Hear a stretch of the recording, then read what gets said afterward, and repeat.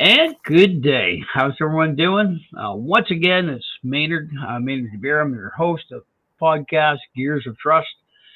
We're in February. Oh no, actually, it's March the 1st, day of this recording. This episode is going to air on the 7th or 6th. Not whereabouts. I just like to start off by thanking all my new followers I launched in the latter part of November this last year. YouTube followers, I'm up to 1,420 subscribers. TikTok followers at 2,226. Instagram 1,748. For those who like to listen to us, you can follow me on Spotify, Apple Podcasts, Amazon Music, Podcast Index, iHeartRadio, YouTube Podcast, Podcast Addict, Podchaser. What else we got here? Pocket Cast, Dozer, Listen Notes, Player FM, Overcast, Castro, Castbox, Good Pods, and True Fans. If you cannot find me, you need to give me a call or look me up on Facebook because I'm there too. Right? Cool. So today, I've got a pretty exciting episode, and I'm really passionate about the subject. I was involved in a separation party actually back in 2014. Today's topic we're going to tackle is Alberta being the 51st state. Big topic. How I get to this topic, and I know we're supposed to be geared up for mechanics and stuff, but I was on night shift scrolling on my phone, surprise, and this Americafund billboard came up on my TikTok. You know what? The Americafund billboard is the billboard that was placed on QE2 down to the Calgary from Edmonton and had about Alberta being the 51st state. From there, I contacted people on TikTok and said, hey, we'd like to have a podcast with me. And that brings me to a newfound friend, Mr. Paul McGregor. So I'm going to have Paul introduce himself, and he's going to get to tell us all about the stuff he has on the go. And in classic Maynard fashion, we'll probably have a couple of F-bombs stuck in there for entertainment, folks. So here we go. Paul, take her away for me, please. Hi, Maynard. Thanks for having us on. I appreciate it. For those folks who don't know of us,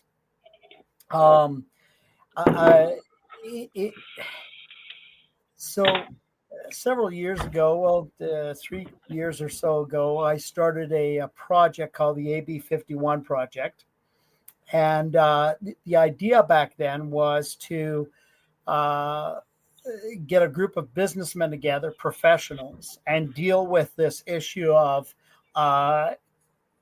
Alberta 51 becoming a reality, and really put some professionals in on the job, and try to bring in different skill sets and so on and so forth. We were able to come up with a basis for a future Alberta Constitution.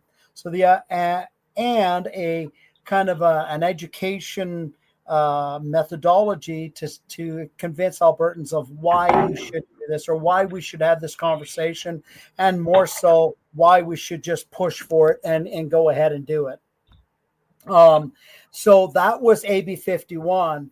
Now Peter Downing, who is well known to many people in the separation movement, started something called Wexit back around 1920, I believe it was, and so you mean 2020, right? Not 2020. What did I say? Well, I meant 2019.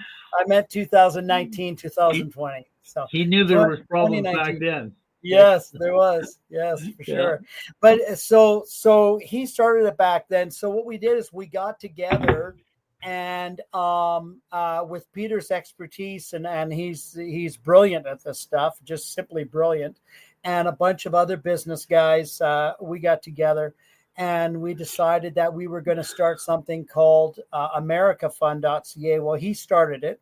We jumped on board, and Americafund was the U.S. link to all of this, having links right into the U.S. administration and so on and so forth, and looking at funding this whole project, bringing the things from Alberta 51 project, and bringing his expertise and focusing on it. So that's how it kind of came to be, and we started with a few little things, and then we got into Bowden, and of course the Bowden advertisement. It's funny because AB 51 project's been going for a few years, and there was very little interaction. There's a lot of people out there. What we found was when we did our groundwork that a high number of people, Maynard, when we explain them the advantages, why we should do this, the working man will come and say, where do I sign up? How can we do this?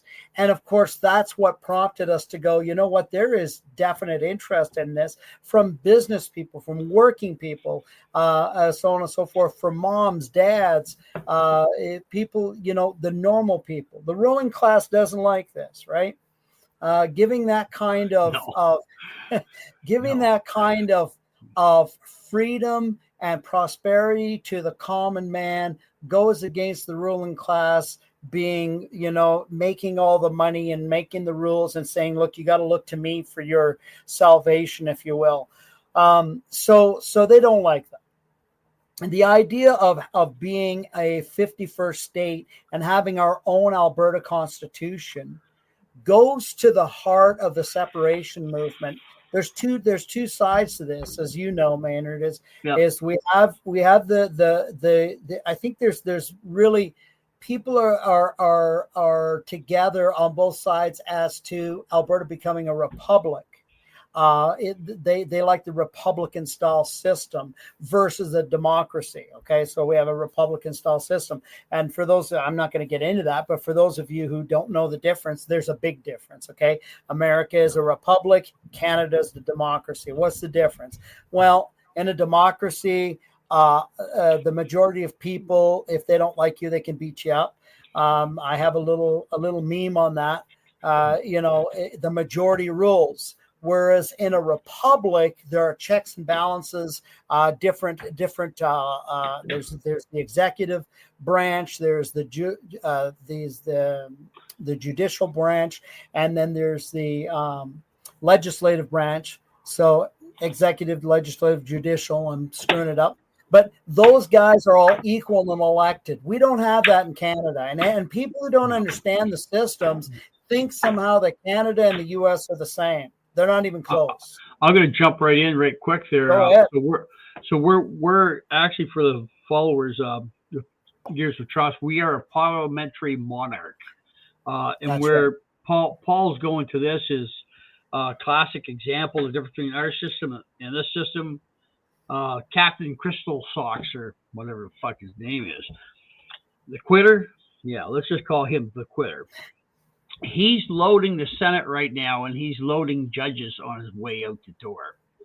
So when Pierre Poilievre comes in, and he will come in, people, he's going to come in, and he's going to have hidden adversaries within the woodwork.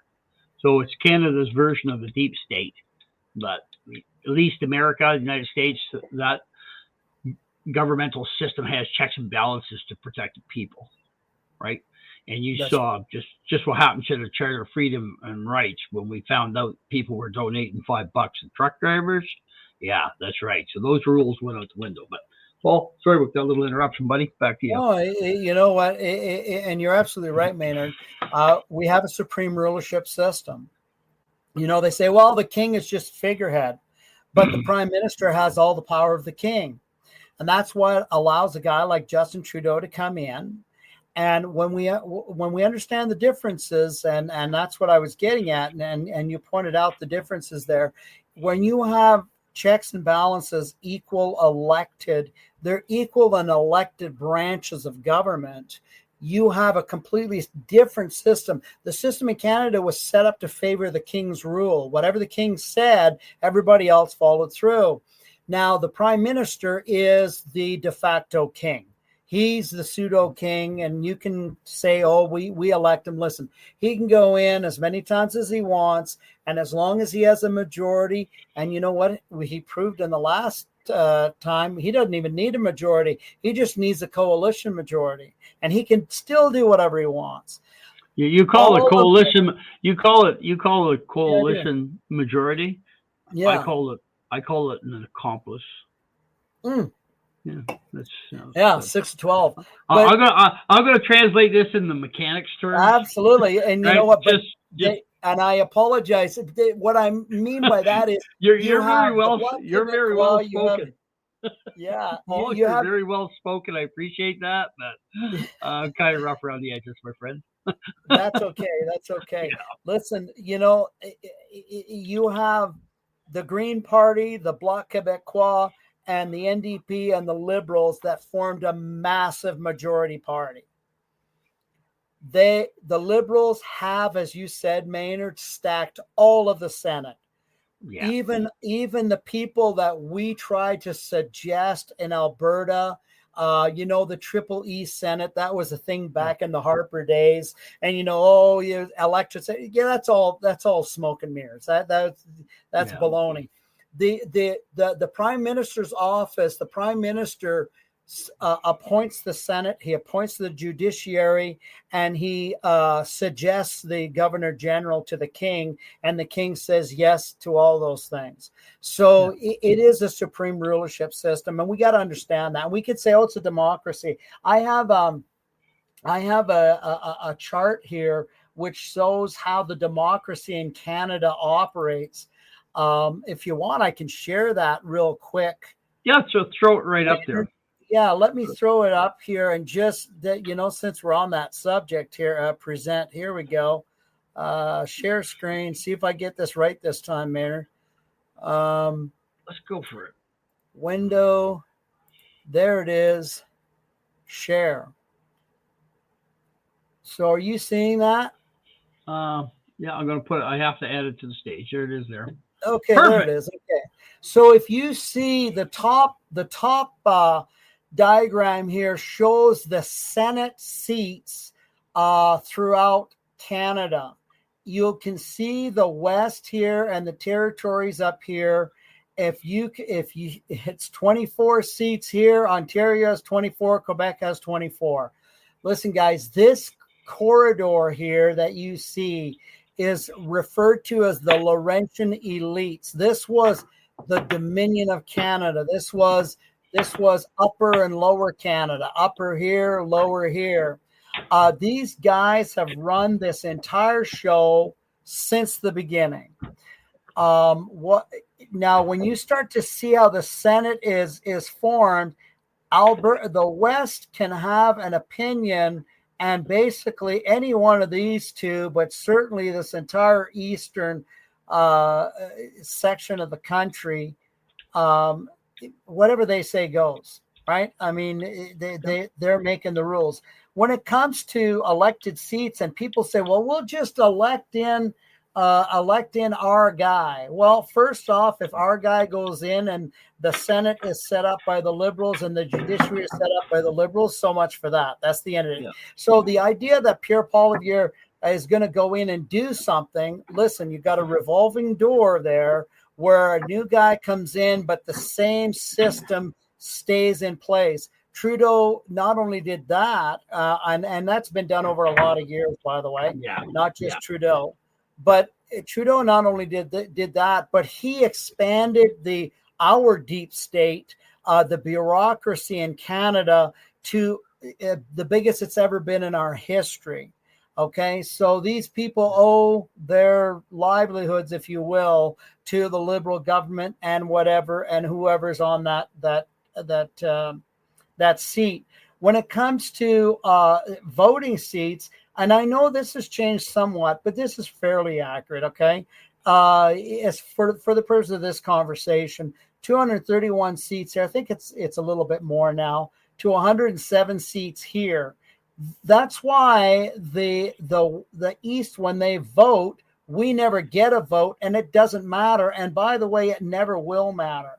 So Ontario may say, okay, we're going to let Pierre Poilievre in, but our system is stacked with a Liberal system. So, really, it's a farce, right? It's just a joke that will just keep going. So all the more reason when you get down to Alberta, there is, and perhaps some folks, if I could share another one here with you, Maynard.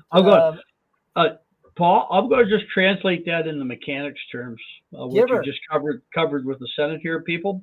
So, for my mechanical friends and other tradesmen, well, what we're talking about here is the way the Senate is designed. So, the way we get laws and stuff in Canada, Parliament creates a law. They vote on that law and say, hey, that's a fucking good idea. Let's do that shit.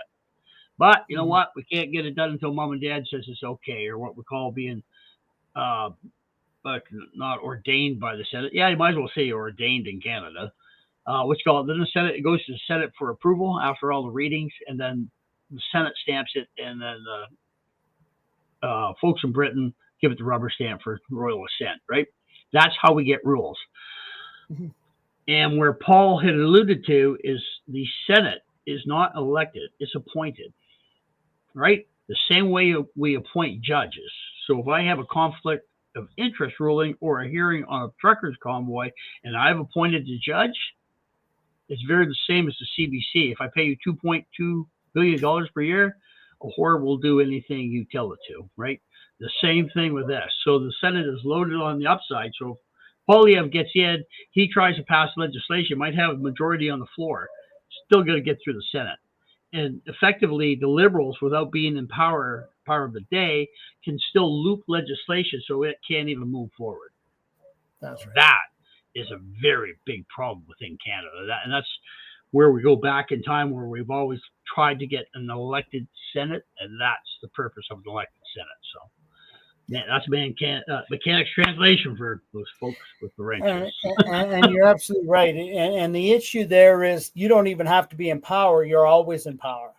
You're always in power. So this is the akin to the Obama deep state kind of deal that was set up, that was in operation when Trump was trying to do things, that every time he went, something stopped him. We have that built into our system.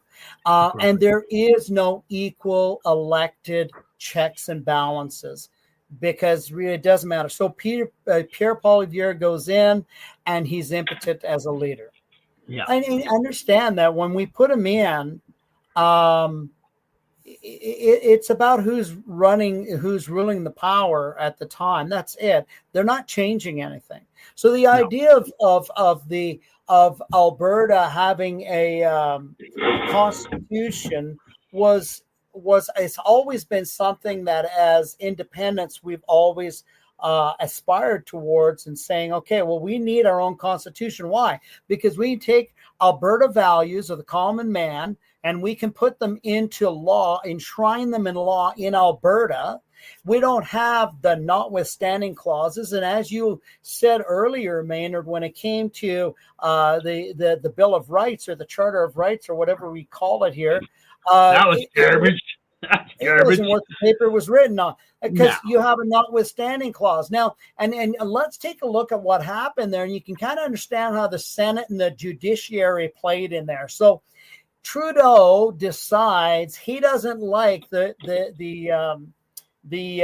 protest. Okay, so right. he declares the Emergency Act, which is the act of war, which is what you use when you wanted to declare war. Used to be the War Measures Act. War Measures Act. That's right. So we'd use that in World War II and perhaps World War I if it was in effect at that point. We used it during the FLQ. We used it during the FLQ crisis as well. That's right.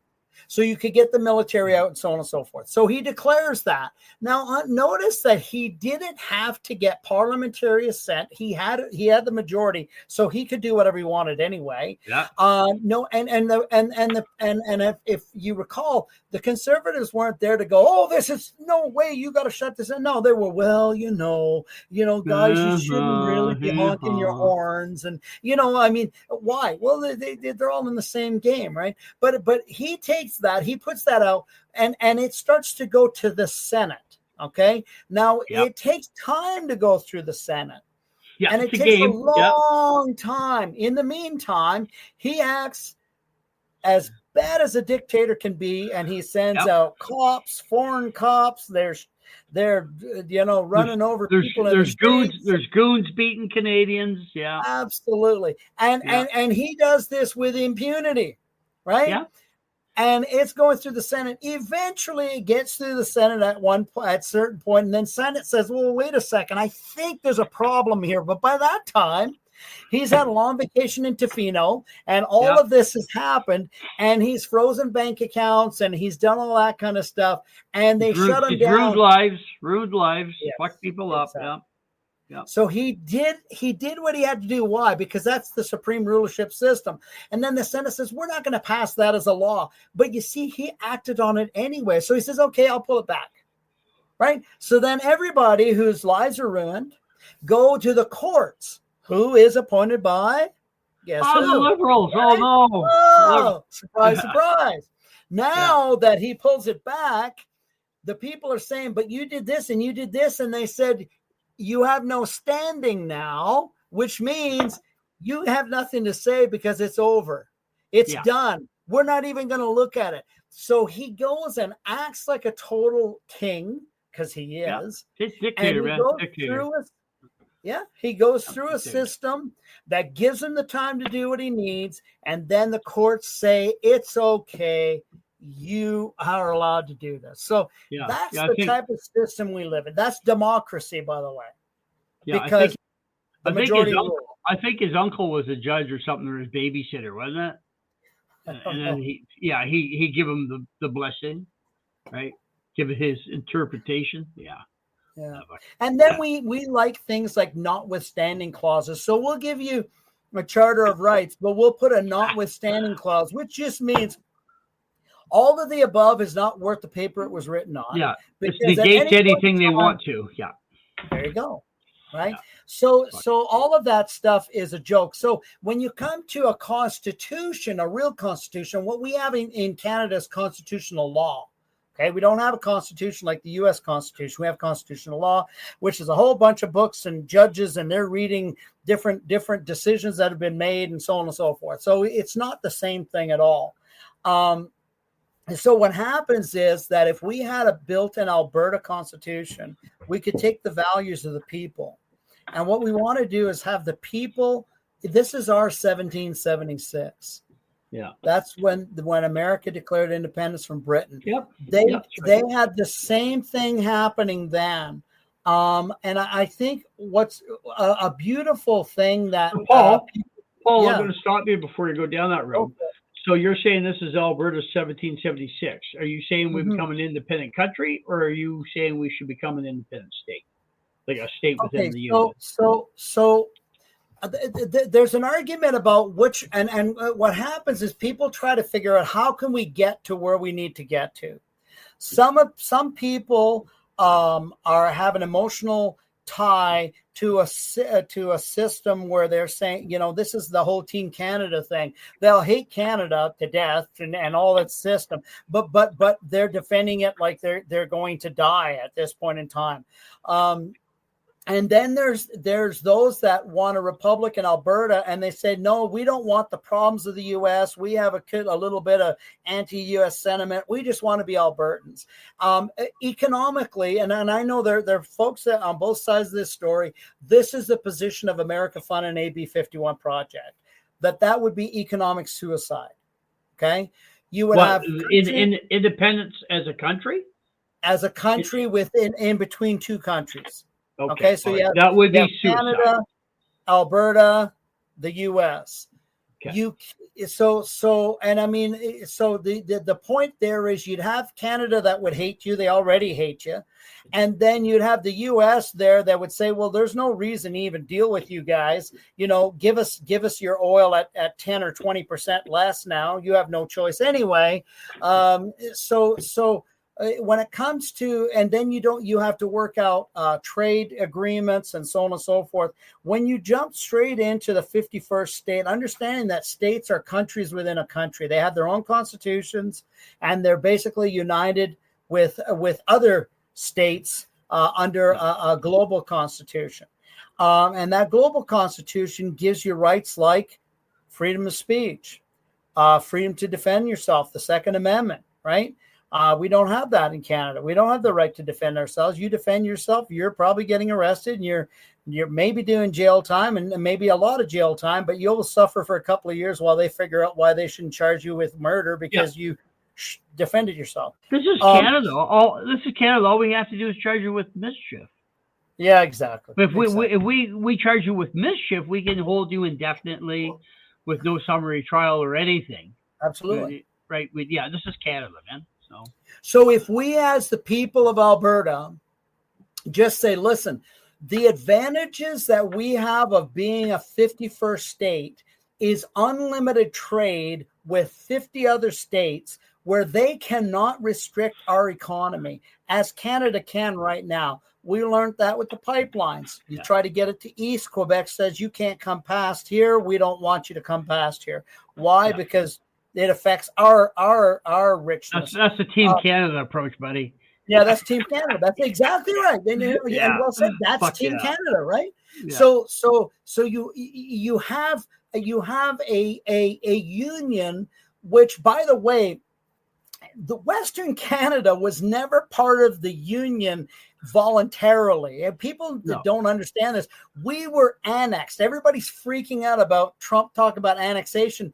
Dude, you live on annexed land, okay? Yeah. Like, Western Canada annexed, absolutely. My ancestors and the settlers that were out here, they were annexed. They were sold off by the Hudson's Bay Company, you know, the guys that sell the expensive perfume, those guys. They sold it to the British government because they were a company, a British company. So guess what? The king said, you're going to sell it to me. And he goes, I don't even own it. And they said, doesn't matter. You're going to sell it to us, and we're going to give you like 12 million acres of land or whatever the case might be, and a bunch of money, and you're going to sell it, and it doesn't mean anything. Once it's done, we'll break that up into territories. And then in 1905, they said, okay, you know, we're going to have the province of Alberta. That's all annexed land. There was never a vote. When you talk about even votes in Canada for Confederation, well, there's an interesting story. British Columbia, the story behind them, you do a little bit of research. British Columbia had a high Catholic population, and they didn't, you know, they were really having some money problems. So they said, well, we don't want to be part of the states because, you know, they're not treating Catholics very well down there, which is kind of strange. You know, you're 200 years later, you're looking at this, but or 100. Hey, that was the motivation of the day, though, right? Yeah, that's right. That's right. And so then they went up to Canada, and Canada said, the Dominion of Canada at the time, Quebec and Ontario, and they said, you know, could you give us a deal? Could you get us out of hock here? Because we're going bankrupt. And they said, okay, well, if you come in, you know, we'll pay off your debt and we'll let you in. And then British Columbia said, and what else are you going to give us? And they said, well, we'll tell you what. We're going to build a railroad from here all the way out to there, all the way across those territories that we have annexed, that where the Indians and the settlers live. And you know what? That was to enable British Columbia to have trade to the interior of Canada. Correct. That was the purpose of that. That's correct. That being said, I'm just going to sidetrack a little bit off your alluding to Canada or Alberta becoming its own country. Yeah. If we became our own country, we do have protections under the United Nations Convention on the Law of the Sea, which is UCLOS. Yes. And it was passed in that Canada signed on to that in 1982, and that enables landlocked states to have right to access to the sea for trade. Now, we know how true Crystal Socks holds to any type of legislation, law, or fucking governance, right? Does that make sense? We are technically allowed access to the sea, but guess what? We have access to the sea with one pipeline. That's like, okay, Alberta, you can have your own country, but you're going to have a prostate issue. And you're going to get a little trickle, and that's about it. And the other side, once you get your pipeline across, and you're still going to the probe, the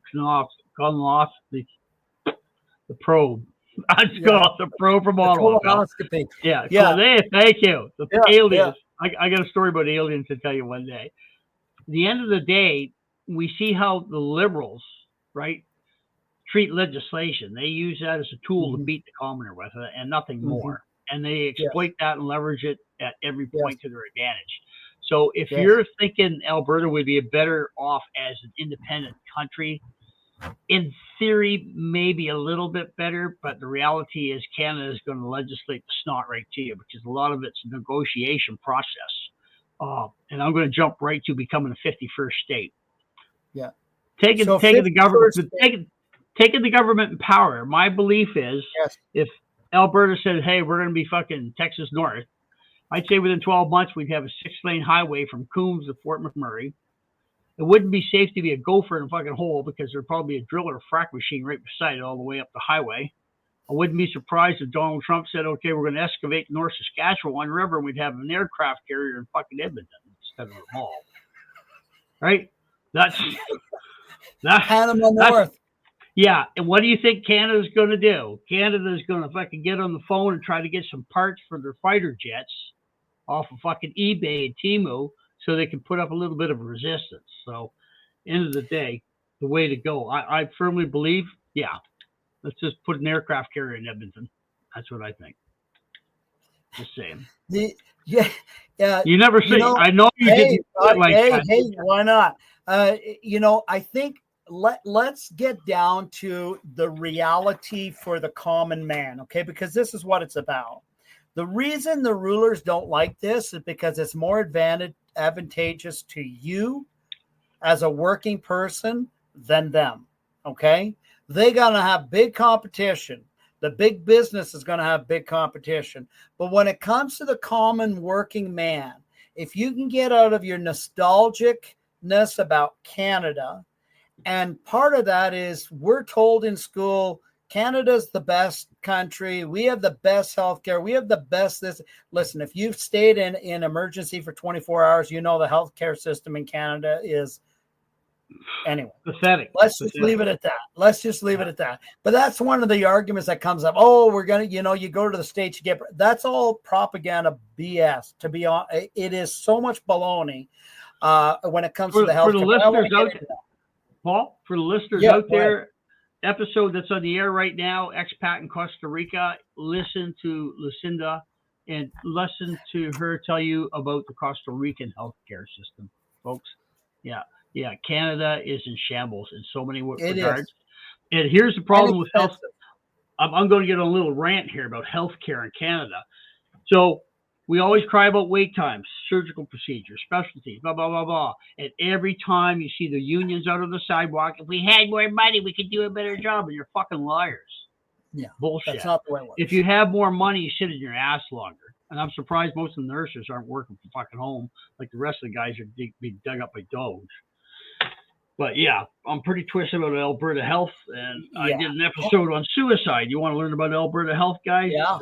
Check out the episode with Social Chemistry, man. Alberta Health, it's atrocious. And the schools, Paul, I hate to tell you, not schools, they're indoctrination centers. Yeah, it's exactly what they are. So okay, sorry with that. That's fine. But back to the common man. Let's look at it this way, okay? We all have families we love, our wives, our children, our grandchildren, Albertans, that they're real people. And when we go to work, that's who we're working for. Whether you're just working for yourself or you're working for your family, it's about taking care of those people. And you know what? An economic union, and that's what Canada is. Nothing more is an economic union. Okay, this is not a real country in the sense of a nationality. You know, it's I've said this before. It's not like it's Scotland or France, and you're fighting for vive la France. That's not what's going on here. The same dudes that came to the U.S. and the colonies are the same dudes that were your ancestors in Canada. They had two economic unions to go. The British won with the Canadians, partly because it was such a massive land and stretched out that they just took things over and were done with it. But the point of the matter is that it's an economic union. So when we talk about economy, we're talking about the prosperity of the average person. When we talk about the amount of taxes that we have, the fact that our money isn't worth crap, okay? The peso? The Canadian peso, you mean? Exactly. Yeah. Our health, you could say our healthcare, listen, don't worry about healthcare.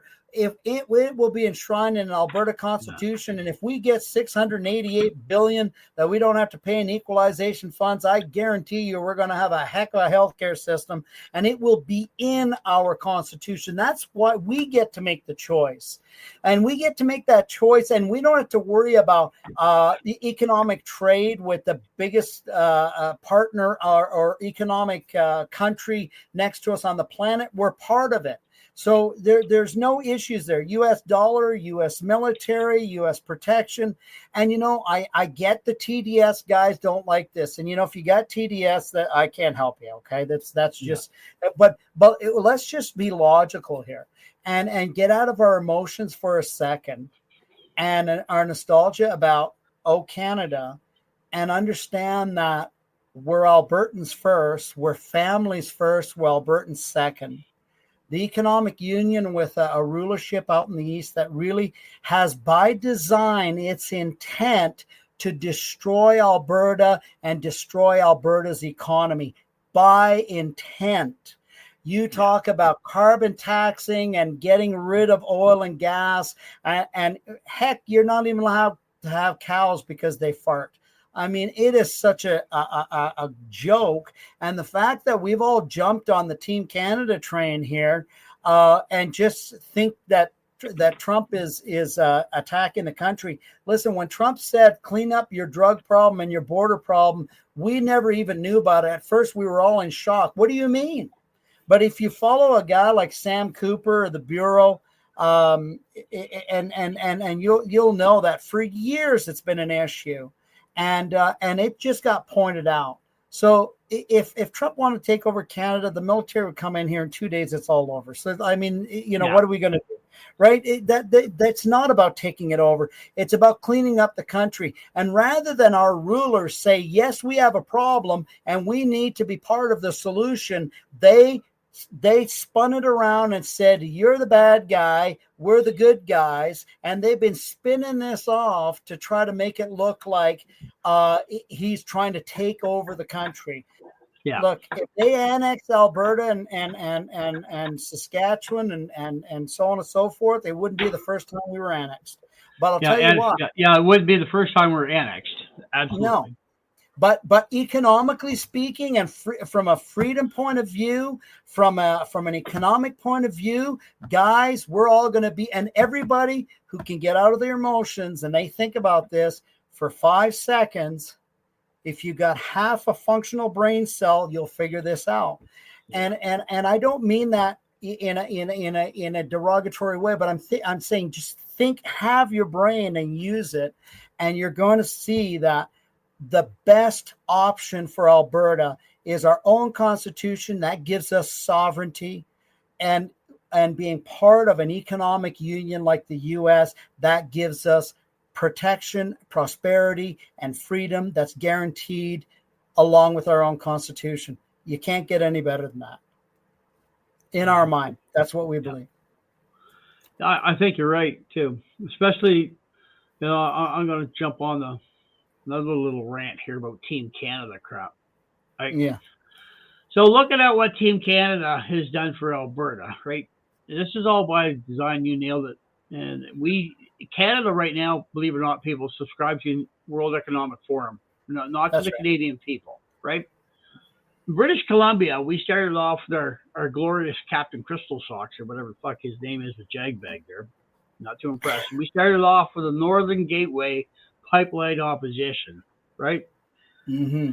Then we played that game on the Trans Mountain pipeline expansion, and what they did is they basically regulated the snot right out of Enbridge, so they took their money off the table, said we're not doing it, and then it became a government project, which fucking went absolutely crazy, but they restricted the size of it. Yeah.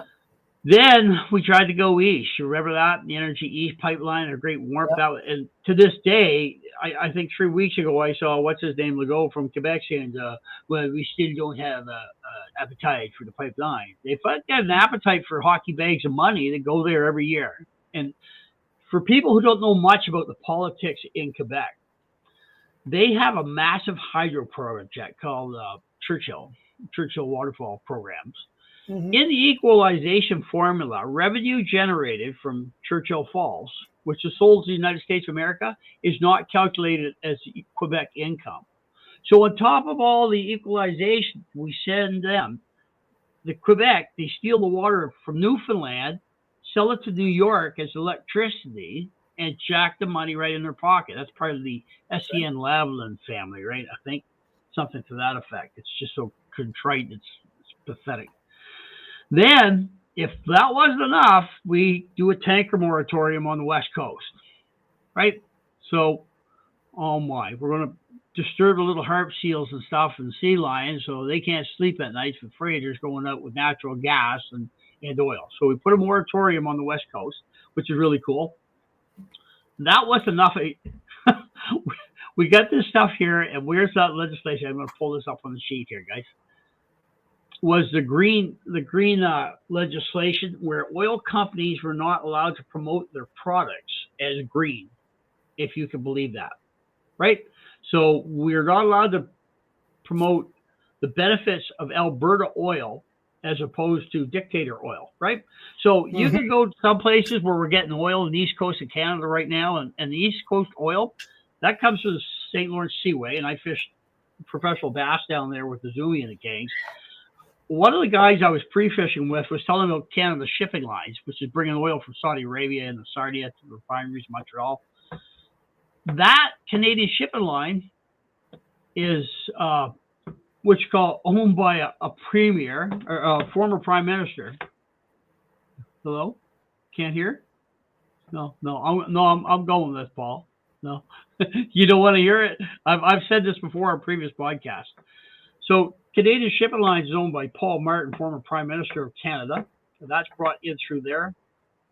And yeah, so that kind of bites the hand that feeds the elites if we move Alberta oil to the east. With that being said, yeah, we're not in a good place when it comes to oil in Canada. And if you think that is going to change people, it's not going to happen, folks. The real way to go is go south and go with Uncle Orange Man. Anyway, I'll give it back to you, Paul. I'll give it back to you, buddy. Paul, still with me? Paul, can you hear me? I don't know if Paul can hear me. Alrighty, Daddy, I just lost Paul here for some odd reason. And Paul, I can't see you, buddy. Yeah, so we're getting pretty jacked up. So anyway, let me just see technical issues here.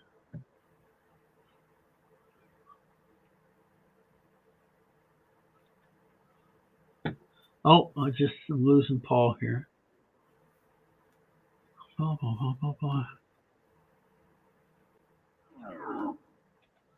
Paul, I still haven't got you, buddy.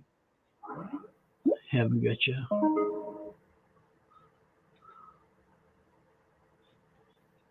No, I still haven't got you. Oh, there we go. Oh, you're back. What happened to you, my friend? I have no idea. It buzzed, and all of a sudden, I would just tell you moving, and that's it. No sound. So. You couldn't hear a thing, eh? Oh, not a thing. Yeah. Oh, so you had lost sound. Anyway, I was on a rant. I don't know. I apologize if it was. It might have been on my end. I did reboot my speaker, so maybe that's what it was. I don't know. Oh, perfect. Okay. So anyway, where I was at was Canada Shipping Lines. Did you hear about that? So, Did you get that part of it? No, I didn't. Okay, so when we're talking oil from back east and they don't have an appetite, so we talked about the Churchill Waterfalls project, steal the water from Newfoundland because they beat them out on their own mineral rights. Newfoundland's signed that away. Quebec sells the power to New York State and the eastern seaboard of the United States. That revenue goes into their coffers and is not calculated in equalization payments. That's right. For oil, East Coast oil, why do they have a hate on for Alberta oil? I was fishing Berkeley series back in 15, I think it was. And guy I was pre-fishing that series with, he was telling me these red and white tankers coming in the St. Lawrence Seaway were Canadian Shipping Lines. And Canadian Shipping Lines is importing oil from Saudi Arabia into Sarnia and Montreal. That shipping line is owned by Paul Martin, who is That's correct. Prime Minister of Canada, Liberal Prime Minister of Canada. Yes. the Trudeau dynasty, that began with Ultramar, a gas station through Eastern Canada. Yeah. Amazing. So they get Saudi oil coming into those refineries, and guess who's making money all the way? Why do you think we don't have an appetite for Alberta oil? That's right. So now let's put the whole picture together. What do we got? We've got the Senate's controlled by the Liberals, majority of votes controlled by Eastern Canada, right? They've got their own money-making machine. The only thing they want from Alberta is money they haven't got. So what do? They legislate to take that money, and that's what they've done. Yeah. One question I did have for you, Paul, is you keep saying have Alberta having its own constitution. Does each state within the Union, does it have its own constitution within the state? Like the state of Texas has a constitution. Oh, well, it goes even further than that for our Indian brethren, our Native North American brethren, Indigenous folks. I'm Treaty Indian too, so all of the reserves and treaty areas are sovereign themselves. They can self-govern. They own 100% of their mineral rights, not 3 or 4%. Like we're talking in the United States, right? We're talking in the U.S., not in Canada, right? So, and they have their own constitutions. So we would not only have a made in Alberta constitution for Alberta, but we would also the Native Indians would have their own constitution as well that they could have. So these constitutions, so think of states as countries within a united country. Provinces are like municipalities within a province, okay? Yeah, right. As far as the country is concerned. So when that's why it's called a union, right? That's right. It's a union of states, right? So that's different. Amazing. So we've worked on that as a basis, Maynard. We have a basis at Americafund and AB 51 for the Constitution that a lot of people have worked on. Imagine there comes a point where we as a people have the right to feed into our own Constitution, things like protecting our children in the Constitution, where our children are protected from sexualization and pedophiles and so on and so forth, where we could have not only the First Amendment. That's not the way it is in Canada. No, it's not. No, that's a recreational standard by Captain Crystal Stocks, buddy. That's a recreational standard. That's your children have no protection in this country. Zero. In 1999, Jacques Chrétien basically removed all of the what he did is he privatized it, and then it turned off completely.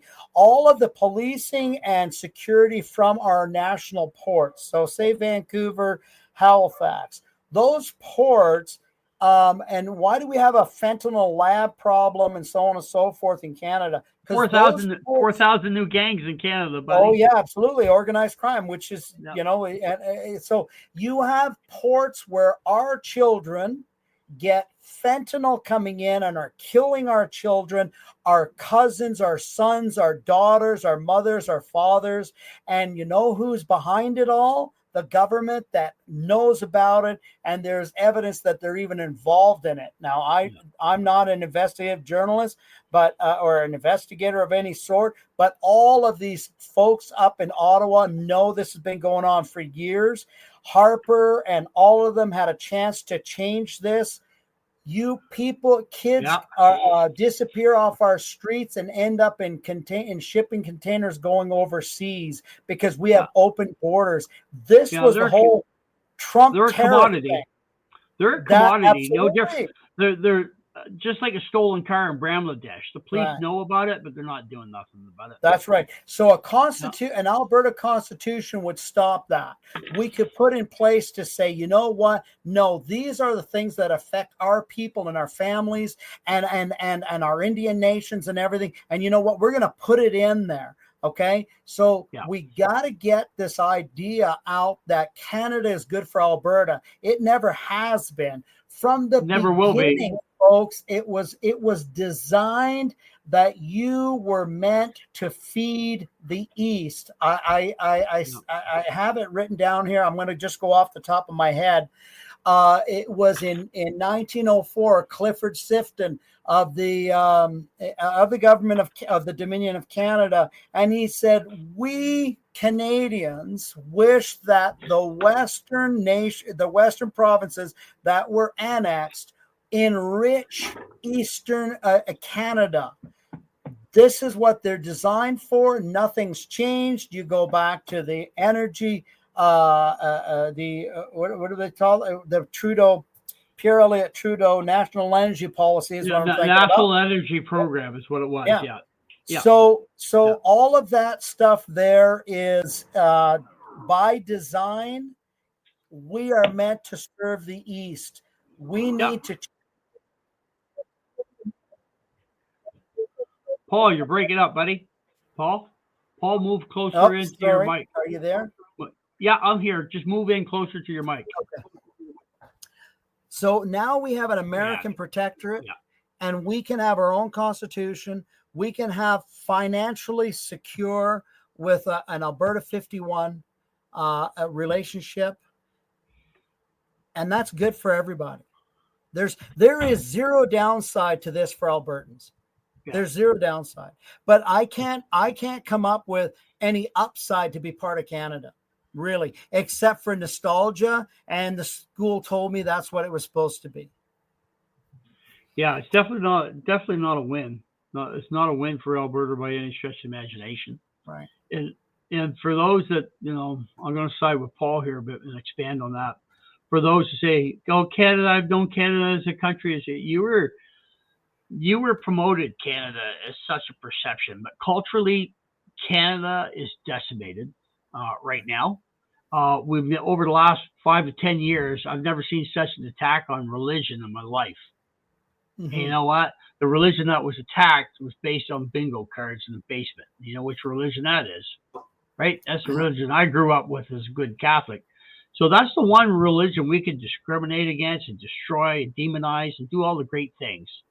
The one religion. And the Orange Man to the south, guess what? He had prayers at his cabinet meetings. And he went back to basic values. And I tell you, Alberta needs to get back to those basic values. Left-wing values in other provinces. British Columbia, beautiful province. And you get on the other side of the Rockies at Kelowna, and it turns just like Seattle, San Diego, Frisco, and LA. Left-wing whack jobs all the way up and down the coast. The only way to resolve that is, I'd say, about 10.1 on the Richter scale. And as soon as we had oceanfront property for sale in Kelowna, you'd have that problem fixed. Mother Nature's got to take care of that problem. We can't fix the left-wing attitudes in Quebec and Ontario. Can't do that. That's entrenched. And I remember I grew up in New Brunswick, and I remember my father saying, "Maynard, we always vote Liberal here." Guess what? My dad was Acadian, and that's the way we vote Liberal, because you're Acadian. My mother was Irish. She was staunch NDP. So I've seen this political debate play out in the House my entire childhood, right? Where we vote the Liberal, and then, no, we want it for the people. Well, NDP was a different party back in the 60s, because I was born in 59. That's how old I am. I'm older than dirt. And I see the transition of these political parties all the way along. And in the 70s, left wing took over liberalism, and it took over the NDP, the Socialist Party. Socialism, people, on a bigger picture here, if you don't act and get out of Canada as quickly as possible, socialism turns into communism, and you vote yourself into communism is what you do. When you're in communism, there's one way out, and that's shooting it out. Yeah, right? Exactly. So if you trust the guys in Canada with the yellow stripes down their pants, I just want to caution you. Now, personally, I don't even think they should be in Alberta. Daniel Smith, man, that girl has got the biggest set of balls I've ever seen. I love it. But she has to kowtow to the feds on their command. That they will have ultimate leverage over her, I believe. she has one choice, and that's to create a referendum. Thank you, Quebec, for creating a referendum question that has to be clear and concise with a majority of 51%. It's not an ambiguous question, clear and concise. And that's what Alberta needs, is they need a referendum. Leave the people decide their destiny, not the elite from back east, I'll tell you right now. Yellow folks, the yellow stripe people, remember what they did to the truckers, right? They can't figure out fentanyl labs. They can't figure out child trafficking. They can tell you within hours who spent $5 on their personal account on a truck driver. And they can take action without criminal charges and destroy that person's life, cancel their insurance, cancel mortgage payments, cancel all financial activity. So that is the government you're dealing with, because the yellow stripe people, they don't protect and serve people. Their new motto actually should be control through compliance. That's what they are all about. So if you do not take action, guys, we're going to have a 4-year reprieve here with Pierre Poilievre. I believe that's coming after all the appropriate people, Rich Eggbags gang and Crystal Sox gang, get their pensions. Once those pensions are put in place, we have a 4-year reprieve. That's the time for Alberta to get that referendum going. So that being said, I'm pretty adamant and heated about this subject. Paul, if we want to get our butt out of Canada, how do we do that, Bill?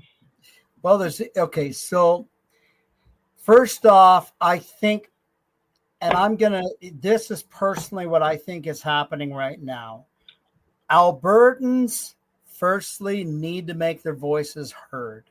You need to speak up, to start writing your MLAs, writing Danielle Smith, put it out there. I know this can be scary for folks, but we need some brave folks. You know, if you look at how at the story behind, I don't know if you've ever seen that, Maynard. I think if you look it up on YouTube, the story behind the Star Spangled Banner, it is an inspirational story, and it's where people who want to be free have to be brave. We have been, for all intended purposes, terrorized by a government into compliance. Shut up, be quiet, so on and so forth.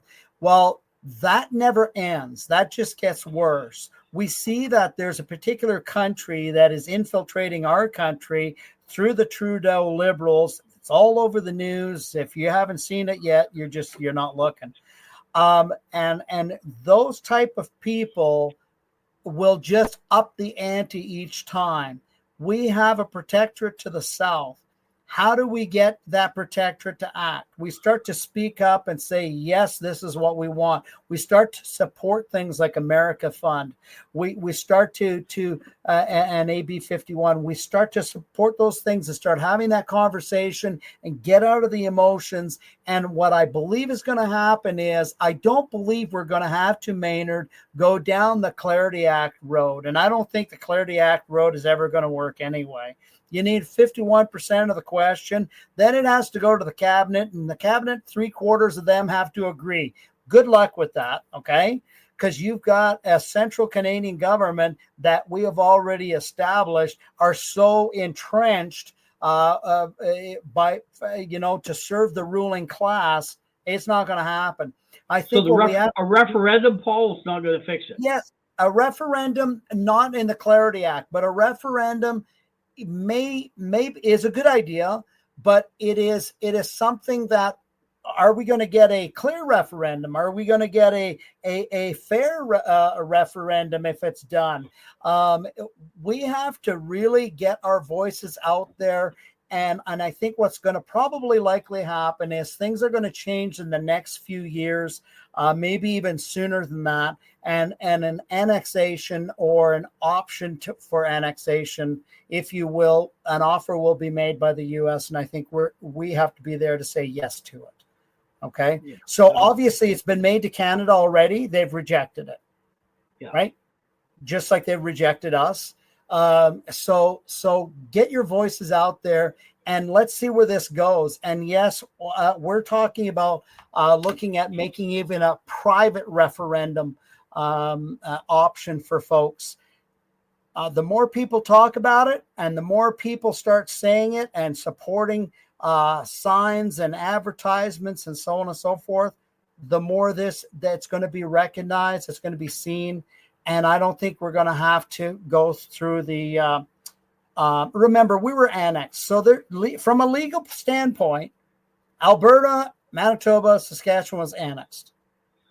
So there's no real legal bind there to begin with. Yeah. But we'll see where this goes. But I think to answer your question is we have to start saying, advertising it, that this is what we want as a people. Get it out there. And these things like this help. And people start talking about it, and they can get over their nostalgia and get past the Trudeau-led Team Canada crap. Yeah. And just and say, look, we need this. And write the MLAs, write the U.S. Senate, write the congressman, get it out there. It's going to be recognized. And when we say yes, a mechanism will happen. And when we say yes, the U.S. is going to say, you know what, Canada, they want to go. It's a done deal. Yeah. That's how I think it's going to go. That's personally how I think it's going to go. Well, we need to do something, because Absolutely. Canadians, the history of Canadians voting is pathetic, because we don't use any forethought in our voting. We fire the prime minister. That's how Canadians have voted as long as I can remember. We don't think of what we're leaping into. We just know the anguish we're in at the moment, and we cancel that. We fire that prime minister, and then we move on to the next. That's true. Pierre Poilievre will become the next prime minister. I'm very confident in that. He's only got 4 years where he has to succumb to the wills and wishes of the East, because the majority of votes will be there. He'll get the anger votes this time. Mm-hmm. After 4 years, he's going to start licking boots. Yeah. And he's going to start licking hard. Where do you think Alberta is in 4 years' time? We're right back where we started from, people. So play it smart here right now. Like Paul says, go ahead. I would interject one thing there is the system in Canada, the governing system is broken. And so how is it that a new guy is going to go up there? What happens to when exactly as you're saying, Maynard, that they get fed up with Pierre Poilievre, and then the next guy is 10 times worse than Justin Trudeau? What's going to stop it? Nothing. The system is designed to be able to allow a guy like that to exist. Yeah. But Pierre, where I'm going with that, Paul, is Pierre Poilievre might be true of heart, and he will be able to chase his mission for the first 2.5 to 3 years. At which point in time, if he wants to remain in power, guess what? The Eastern elite will be saying, "Oh, we didn't get this. I didn't get the appetite for the pipeline. And I didn't get the appetite for the Heinz ketchup. And I didn't get the Lavalin payback. And I didn't get the." And then Pierre Poilievre, where the reins of power are in Ontario, Quebec. You saw it in the Senate formation, 24 seats in each Senate position, but the majority of parliamentary seats are there as well, too. Yes. After Manitoba, the election don't count, people. Once we get to that line, the election don't count. It never has, never will. Don't ever believe Western Canada will have a say. Manitoba, that's Democrat, guys. That's one step away from communism. Leave that with Ontario. That's garbage. Saskatchewan has got some nads. Daniel Smith's got a big set of the gonads on her. That stuff in BC, half of the province, it's like Northern Ontario, half of the province, the mining sector, blue-collar guys, are redneck and right-wing, and out to the coast, well, they call it wacky tobacco for a reason, folks. That's all I'm going to say. All right, that makes sense. So there we are, Canada. Paul, I'm going to close this down for right now. This is not the end. Listeners of Gears of Trust, if you'd like to talk to Paul and some of his astute colleagues on a live episode of Gears of Trust, I've offered that to Paul prior to the start of the show here. I'd like to get feedback on that. This will be a paid promotion by me through my social media, YouTube, and all that stuff. I'll be doing some go lives on it as well. If you have any insights you'd like to feed into it, that'd be a great time to do it on a live podcast. Once again, get your butt to the websites of AB51 Project and Americafund.ca. Check those things out. Reach out to those people and see what you can do to move this thing forward. Paul, is there anything you'd like to say? Well, just if people want to get the information, the way we normally are getting our information out is through X. Now there's the X at AB51. You just look it up, the AB51 Project on X, and America Fund also on X. And you will see that's where we kind of communicate with the people and what's happening. The latest thing we're doing is advertising in Washington, D.C. That starts tomorrow. So we've got that going on. We also have a TikTok under AB51 as well, if you look us up there. And yeah, you'll get daily updates and be able to interact with us that way. That's probably the best way. On which one, X or Twitter? On X. X. Okay, so X is the best way to communicate. I'll be putting those links in on the YouTube version of this podcast, guys, and Buzzsprout as well, too. So those links will be available. Thanks for listening. Once again, like, follow, subscribe. Thanks for the growth. I'm sure it's going to get bigger and better from here. Paul, I need you to stay on so we can complete downloads. It's been just a slice having you, and you know what? 1 hour is not enough to cover this. So once again, anybody looking for a live session and where you can talk to us one-on-one, you're just going to get F-bombs out of me. You're better off talking to Paul for any reason. But thanks again for listening. We're going to shut her down. Paul, stay with me, my friend. Thank you. We'll chat some more. Thanks, man. All right. Talk to you later. Bye-bye.